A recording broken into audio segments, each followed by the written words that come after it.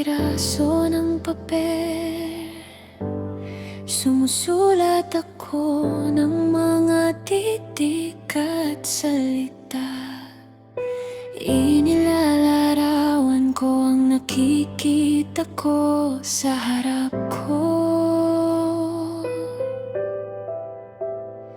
Isang taong natatangi at kahanga-hanga. Isang taong hindi kayang kayahin ng alpabeto. Ang taong iyon ay dumarating lamang ng 2 beses sa